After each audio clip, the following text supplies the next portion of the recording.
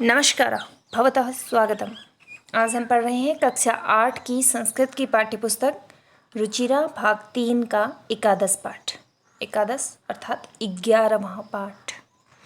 पाठ का नाम है सावित्री बाई फुले। तो पाठ के बारे में संक्षिप्त नोट दिया गया है, पहले इसे पढ़ लेते हैं। शिक्षा हमारा अधिकार है। हमारे समाज में कई समुदाय इससे लंबे समय तक वंचित रहे हैं। अर्थात हमारे समाज के कई समुदाय ऐसे हैं जिन्हें लंबे समय तक शिक्षा से दूर रहना पड़ा है। उन्हें इस अधिकार को पाने के लिए लंबा संघर्ष करना पड़ा है। लड़कियों को तो और ज़्यादा अवरोध झेलना पड़ता रहा है। प्रस्तुत पाठ इस संघर्ष का नेतृत्व करने वाली प्रातः स्मरणीय एवं अनुकरणीय महिला शिरोमणि सावित्रीबाई फुले के योगदान पर केंद्रित है। अर्थात इस पाठ के अंदर हम पढ़ेंगे कि किस प्रकार से सावित्रीबाई फुले ने लड़कियों को शिक्षा दिलाने के लिए संघर्ष किया। आइए पाठ को पढ़ लेते हैं। इससे पहले कि हम पाठ पढ़ें, इस चित्र पर ध्यान दें तो हम देखते हैं कि यहाँ पर एक पाठशाला है जहाँ पर कुछ छात्राएं पढ़ रही हैं। उनके सामने यहाँ पर श्यामपट्ट अर्थात ब्लैक बोर्ड रखा हुआ है। यहाँ एक रास्ता है जहाँ पर एक महिला अर्थात एक अध्यापिका चल रही हैं और रास्ते में लोग उनके ऊपर धूल और कंकड़ फेंक रहे हैं। तो आइए पाठ को पढ़कर इस घटनावृत्त को समझते हैं। उपरि निर्मितम चित्रम पश्यत। उपरि निर्मितम ऊपर बना हुआ, चित्रम पश्यत चित्र देखो। इदम चित्रम कस्याश्चित् पाठशालाया वर्तते। इदम चित्रम यह चित्र कस्याश्चित् किसी पाठशालाया वर्तते पाठशाला का है। यह चित्र किसी पाठशाला का है। इयं सामान्य पाठशाला न अस्ति। इयं यह सामान्य पाठशाला न अस्ति नहीं है। यह सामान्य पाठशाला नहीं है। इयं अस्ति महाराष्ट्रस्य प्रथमा कन्या पाठशाला। इयं अस्ति यह है महाराष्ट्र की प्रथमा पहली कन्या पाठशाला। कन्या अर्थात बालिकाओं की पाठशाला। एका शिक्षिका गृहात् पुस्तकानि आदाय चलति। एका शिक्षिका, एक शिक्षिका अर्थात एक अध्यापिका, गृहात् घर से, पुस्तकानि आदाय पुस्तकें लेकर, चलति चलती हैं। मार्गे कश्चित् तस्या उपरि धूलिं कश्चित् च प्रस्तरखण्डान् क्षिपति। मार्गे रास्ते में, कश्चित कोई, तस्या ऊपरी उसके ऊपर, धूलिम धूल, कश्चित च और कुछ, प्रस्तरखंडान पत्थर के टुकड़े, क्षिपति फेंकते हैं। रास्ते में कुछ उसके ऊपर धूल और कुछ पत्थर के टुकड़े फेंकते हैं, जैसा कि हमने चित्र में देखा था। परम सा स्वदृढ़ निश्चयात् न विचलति। परंतु सा वह स्वदृढ़ निश्चयात् अपने दृढ़ निश्चय से न विचलति विचलित नहीं होती है। स्वविद्यालये कन्याभिः सविनोदम् आलपन्ति सा अध्यापने संलग्ना भवति। स्वविद्यालये अपने विद्यालय में, कन्याओं के साथ, सविनोदम हंसी मजाक के साथ, आलपंती बात करते हुए, सा वह अध्यापने पढ़ाने के कार्य में, संलग्ना भवति संलग्न होती हैं। अपने विद्यालय में कन्याओं के साथ हंसी मजाक के साथ बातें करते हुए वह पढ़ाने के कार्य में लगी रहती हैं। तस्या स्वकीयम अध्ययनम अपि सह एव प्रचलति। तस्या उसका, स्वकीयम स्वयं का, खुद का, अध्ययनम अपि अध्ययन भी, सह एव साथ ही, प्रचलति चलता है। केयम महिला, केयम दो शब्दों से मिलकर बना है। का इयम, का अर्थात स्त्रीलिंग के लिए कौन, पुल्लिंग के लिए कह का प्रयोग करते हैं, स्त्रीलिंग के लिए का प्रयोग किया जाता है। तो का मतलब कौन, इयम यह महिला, यह महिला कौन है। अपि यूयम इमाम महिलाम जानीत।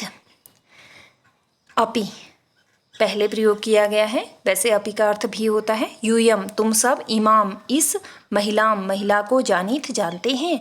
तो अपि पहले प्रयोग करने के कारण ये प्रश्नवाचक बन गया और यहाँ बोला जा रहा है कि क्या आप सब इस महिला को जानते हैं, प्रश्नवाचक चिन्ह लगाया गया है। इयम् एव महाराष्ट्रस्य प्रथमा महिला शिक्षिका सावित्रीबाई फुले नामधेया।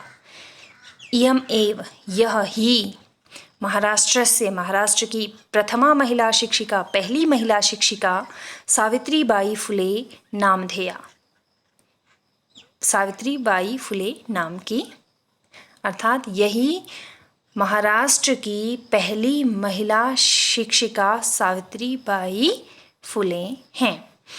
जनवरी मासस्य तृतीये दिवसे 1831 ख्रीस्ताब्दे महाराष्ट्रस्य नायगांव नाम्नि स्थाने सावित्री अजायत। जनवरी मासस्य तृतीय दिवसे अर्थात 3 जनवरी को, जनवरी महीने के तीसरे दिन अर्थात 3 जनवरी 1831 ख्रीस्ताब्दे, सन 1831 ईस्वी को महाराष्ट्रस्य नायगांव नाम्नि स्थाने, महाराष्ट्र के नायगांव नामक स्थान में सावित्री अजायत, सावित्री जन्मी थीं। तस्य माता लक्ष्मीबाई पिता च खंडोजी इति अभिहितो। तस्या माता, उनकी माता लक्ष्मीबाई, पिता च और पिता खंडोजी इति अभिहितो, अभिहितो का अर्थ कहे गए हैं। उनकी माता लक्ष्मीबाई और पिता खंडोजी कहे गए हैं।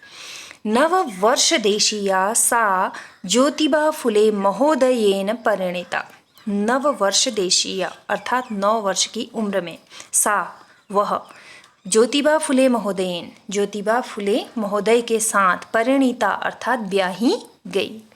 सो अपि तदानीं 13 वर्षकल्पः एव आसीत्। सो अपि वह भी तदानीं उस समय 13 वर्षकल्पः 13 वर्ष की उम्र के एव ही आसीत् थे। वह भी उस समय 13 वर्ष की उम्र के ही थे। वह कौन? ज्योतिबा फुले महोदय। यतो हि सः स्त्रीशिक्षाया प्रबलः समर्थकः आसीत्, अतः सावित्र्या मनसि स्थिता अध्ययनाभिलाषा उत्साहं प्राप्तवती। यतो ही सः, क्योंकि वह स्त्री शिक्षा के प्रबलः समर्थकः आसीत्, प्रबल समर्थक थे, अतः इसलिए सावित्र्या मनसि स्थिता, सावित्री के मन में स्थित अध्ययन अभिलाषा, अध्ययन करने की अभिलाषा यानी कि इच्छा, उत्साहन प्राप्तवती, उत्साह को प्राप्त हुई। क्योंकि वह स्त्री शिक्षा के प्रबल समर्थक थे, इसलिए सावित्री के मन में स्थित अध्ययन की अभिलाषा, उत्साह को प्राप्त हुई। इतः परं सा साग्रहम् आंग्लभाषाया अपि अध्ययनं कृतवती।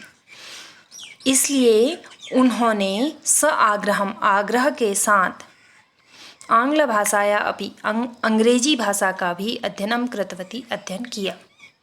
इसके बाद उन्होंने आग्रह के साथ अंग्रेजी भाषा का भी अध्ययन किया। 1848 ख्रीस्ताब्दे पुणे नगरे सावित्री ज्योतिबा महोदयेन सह कन्यानां कृते प्रदेशस्य प्रथमं विद्यालयम् आरभत। 1848 ईस्वी में पुणे नगर में सावित्री ज्योतिबा महोदय के साथ कन्यानां कृते, कन्याओं के लिए, प्रदेशस्य, प्रदेश का, प्रथमम विद्यालयम, पहला विद्यालय, आरंभ किया। सन 1848 ईस्वी में सावित्री ने ज्योतिबा महोदय के साथ कन्याओं के लिए प्रदेश में पहला विद्यालय आरंभ किया। तदानीं सा केवलम 17 वर्षीया आसी। तदानीं उस समय, सा वह, केवल 17 वर्षीया, 17 वर्ष की आसी थी। उस समय वह केवल 17 वर्ष की थी। 1851 ख्रीस्ताब्दे अस्पृश्यत्वात् तिरस्कृतस्य समुदायस्य बालिकानां कृते तया अपरः विद्यालयः प्रारब्धः। 1851 ईस्वी में छुआछूत के कारण, अस्पृश्यत्वात् मतलब छुआछूत के कारण, तिरस्कृतस्य यानी कि तिरस्कृत किए गए, समुदायस्य समुदाय की, बालिकानां कृते बालिकाओं के लिए, पृथक्तया अलग से, तया उनके द्वारा यानी कि सावित्री और ज्योतिबा फुले के द्वारा, अपरः दूसरा विद्यालय प्रारंभ किया गया। सन 1851 ईस्वी में छुआछूत के कारण तिरस्कृत समुदाय की बालिकाओं के लिए अलग से उनके द्वारा दूसरा विद्यालय प्रारंभ किया गया। सामाजिक कुरीतिनां सावित्री मुखरम विरोधम अकरोत्। सामाजिक कुरीतियों का सावित्री ने मुखर विरोध किया। विधवानां शिरोमुण्डनस्य निराकरणाय सा साक्षात् नापितै मिलिता। विधवानां शिरोमुण्डनस्य यानी कि विधवाओं के शिरोमुंडन को निराकरणाय रोकने के लिए या उसका निराकरण करने के लिए वह साक्षात नापितै मिलिता, वह स्वयं ही नापितै अर्थात नाइयों से मिली। यानी कि उस समय पे प्रथा थी कि जो भी स्त्री विधवा होती थी उसके सिर को मोड़ दिया जाता था, अर्थात उसके बाल उतार दिए जाते थे। तो इस बुराई को रोकने के लिए वह साक्षात नापितों अर्थात नाइयों से मिली। फलतः केचन नापिता अस्यां रूढ़ौ सहभागिताम् अत्यजन्।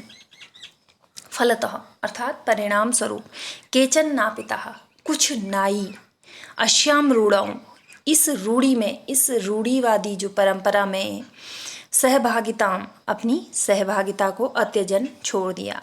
फलतः कुछ नाइयों ने इस रूढ़ी में अपनी सहभागिता को छोड़ दिया।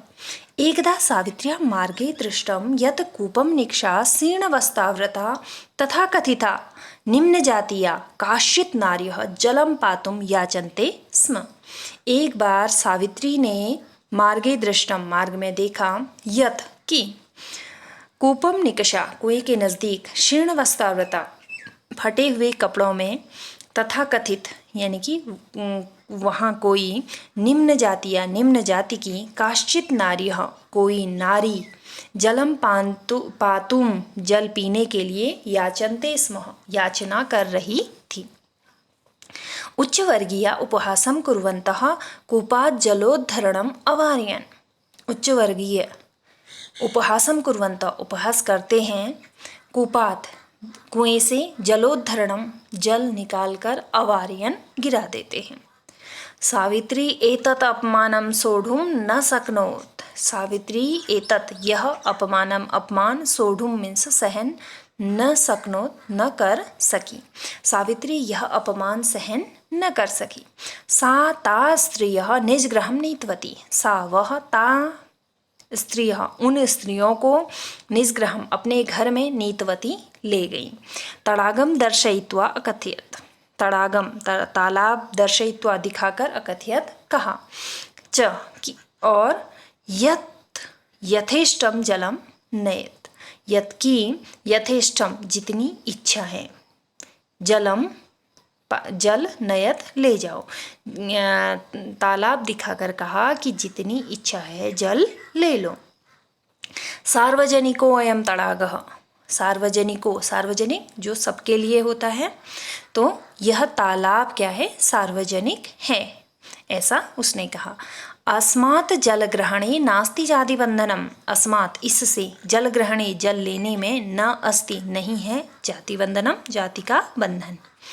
तया मनुष्याणां समानताया स्वतंत्रतायाश्च पक्षः सर्वदा सर्वथा समर्थितः। तया उसके द्वारा, मनुष्यों में, समानताया स्वतंत्रतायाश्च समानता और स्वतंत्रता का पक्ष सर्वदा सर्वथा समर्थित हमेशा समर्थित किया गया या उसका समर्थन किया गया। उसके द्वारा मनुष्यों की समानता और स्वतंत्रता का पक्ष हमेशा समर्थित किया गया।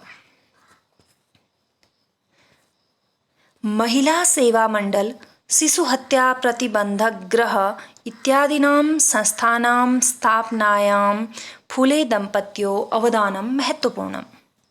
महिला सेवा मंडल, शिशु हत्या प्रतिबंधक गृह इत्यादि संस्थानां स्थापनायां, इन संस्थाओं की स्थापना में, फूले दंपत्यों, फूले पति पत्नी, दंपति अर्थात पति पत्नी, फूले दंपतियों का अवदानम मतलब योगदान महत्वपूर्ण है। सत्यशोधकमण्डलस्य गतिविधिषु अपि सावित्री अतीव सक्रिया आसीत्। सत्यशोधकमण्डलस्य यानी कि सत्यशोधक मंडल की गतिविधियों में भी सावित्री अतीव मतलब अत्यधिक सक्रिय आसीत्, सक्रिय थी। सत्यशोधक मंडल की गतिविधियों में भी सावित्री अत्यधिक सक्रिय थी। अस्य मण्डलस्य उद्देश्यम् आसीत् उत्पीडितानां समुदायानां स्व अधिकारान् प्रति जागरणम् इति। अस्य मण्डलस्य उद्देश्यम् आसीत्, अस्य इस मंडल का उद्देश्य था उत्पीड़ितां यानी कि पीड़ित समुदायानां समुदाय के को स्वाधिकारान अपने अधिकारों के प्रति जागरणम जागरूक करना इति ऐसा। इस मंडल का उद्देश्य था उत्पीड़ित समुदाय को अपने अधिकारों के प्रति जागरूक करना। सावित्री अनेका संस्था प्रशासन कौशलेन संचालितवती। सावित्री ने अनेक संस्थाओं को प्रशासन कौशल से संचालित किया। दुर्भिक्ष काले प्लेग काले च सा पीड़ित जनानाम् अश्रांतम अविरतम च सेवाम अकरोत्। दुर्भिक्ष काले अकाल के समय, प्लेग काले और प्लेग की बीमारी जब फैली हुई थी उस समय उसने पीड़ित जनानाम पीड़ित लोगों को अश्रांतम बिना थके, अविरतम और बिना रुके सेवा मकरो सेवा की। अकाल के समय और प्लेग रोग फैलने के समय उन्होंने पीड़ित लोगों की बिना रुके और बिना थके सेवा की। सहायता सामग्री व्यवस्थायै सर्वथा प्रयासम अकरोत्। सहायता सामग्री की व्यवस्था करने में सर्वथा सब प्रकार से प्रयास किया। महारोग प्रसार काले सेवारता स्वयं असाध्य रोगेण ग्रस्ता 1897 तमे ख्रीस्ताब्दे निधनम गता। महामारी फैलने के समय, महारोग प्रसार मतलब महामारी फैलने के समय, सेवारता सेवा में लगी हुई, सा वह स्वयं खुद असाध्य रोगेण ग्रस्ता असाध्य रोग से ग्रस्त हो गई। 1797 तमे ख्रीस्ताब्दे सन 1797 ईस्वी में निधनम गता निधन हो गया या मृत्यु को प्राप्त हो गई। साहित्य रचनया अपि सावित्री महीयते। साहित्य रचनया मतलब साहित्य की रचना में भी, अपि भी साहित्य की रचना में भी सावित्री महीयते सावित्री बढ़ चढ़कर हैं। तस्या काव्य संकलन द्वयं वर्तते, काव्यफुले सुबोध रत्नाकर च इति। उनके काव्य संकलन दो हैं, काव्यफुले और सुबोध रत्नाकर। भारतदेशे महिलोत्थानस्य गहन अवबोधाय सावित्री महोदयाया जीवनचरितम् अवश्यम् अध्येतव्यम्। भारत देश में महिलोत्थानस्य महिलाओं के उत्थान को गहन अवबोधाय गहराई से समझने के लिए सावित्री महोदया के जीवन चरित्र को अवश्य ही अध्येतव्यम अध्ययन करना चाहिए। तो ये हमने पढ़ा महाराष्ट्र की पहली महिला शिक्षिका सावित्रीबाई फुले के बारे में, जिन्होंने स्त्रियों को उनका शिक्षा का अधिकार दिलाने के लिए प्रयास किया था। आशा है आप लोगों को संस्कृत अनुवाद समझ में आया होगा, इस पाठ का भाव समझ में आया होगा। अगर आपको समझ में आया तो वीडियो को लाइक ज़रूर कीजिएगा, मेरे चैनल को सब्सक्राइब कीजिए। आगे के पाठों के लिए मेरे चैनल के साथ जुड़े रहिएगा। तब तक के लिए धन्यवाद।